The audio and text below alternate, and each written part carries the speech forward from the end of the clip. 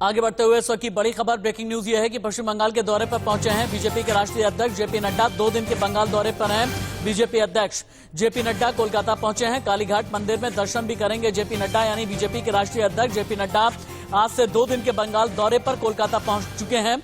नड्डा ममता बनर्जी के चुनावी क्षेत्र में भी संपर्क अभियान चलाएंगे। पश्चिम बंगाल में विधानसभा चुनाव को देखते हुए जेपी नड्डा का यह दौरा बहुत ही ज्यादा अहम है। तस्वीरें आप देख सकते हैं एयरपोर्ट की हैं। जेपी नड्डा कोलकाता पहुंच गए हैं। सबसे पहले हेस्टिंग एरिया में बीजेपी का जो इलेक्शन मैनेजमेंट ऑफिस है, यहां का उद्घाटन करेंगे। इसके बाद दोपहर 3 बजे भवानीपुर पहुंचेंगे।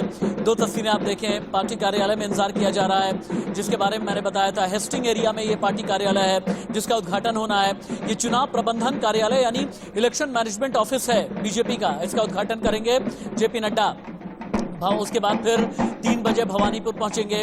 भवानीपुर ही वो सीट है जहां से मुख्यमंत्री ममता बनर्जी विधायक हैं। जेपी नड्डा भवानीपुर में बीजेपी के और नहीं अन्याय कैंपेन का हिस्सा बनेंगे। साथ ही लोकल लेवल पर कार्यकर्ताओं से संवाद करेंगे। अगले दिन यानी कल जेपी नड्डा जिस डायमंड हार्बर का दौरा करने वाले हैं, वहां से ममता के भतीजे अभिषेक बैनर्जी सांसद हैं। जेपी नड्डा यहां पर मछुआरों के प्रतिनिधियों से भी मिलने वाले हैं। 2 तस्वीरें, एम्बियंस अब करें।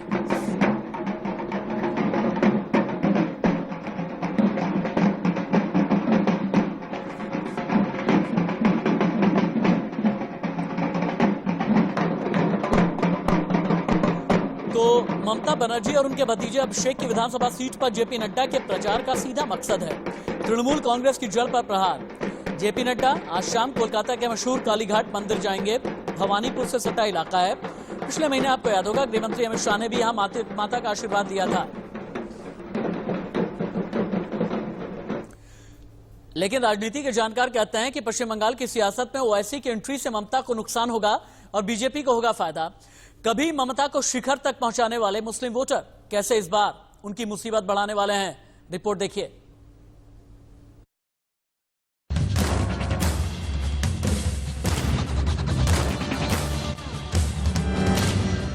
बिहार विधानसभा चुनावों के नतीजों के बाद अब बीजेपी का पूरा फोकस पश्चिम बंगाल में अगले साल अप्रैल मई में होने वाले विधानसभा चुनावों पर है।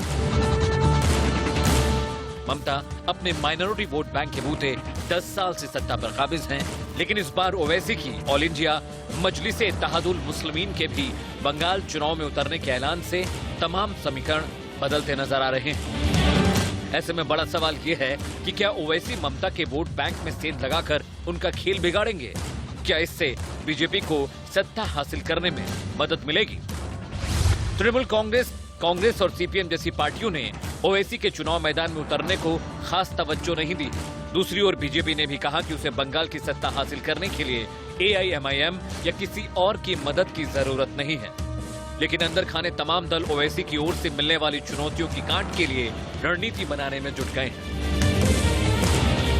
तो मैं आज बंगाल की जनता को कहना चाहता हूँ, ये सरकार बंगाल के गरीबों के अधिकार को रोक कर बैठी। हम किसानों को पैसा भेजना चाहते हैं, किसानों की सूची नहीं मिलती। हम गरीबों को आयुष्मान भारत योजना के माध्यम से 5 लाख तक स्वास्थ्य का खर्चा देना चाहते हैं। आयुष्मान भारत योजना बंगाल के अंदर लागू नहीं होती। किस प्रकार की व्यवस्था आप कर? राजनीति की भी एक हद होती है और आप हमें कह रही है हम राजनीति कर रहे हैं।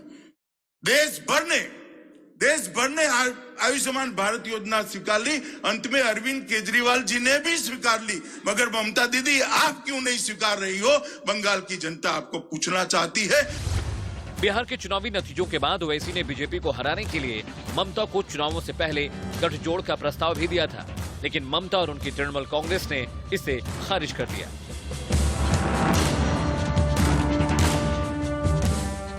इससे पहले ममता बनर्जी ओवैसी पर बीजेपी से पैसे लेकर बंगाल में पांव जमाने के आरोप भी लगा चुकी हैं।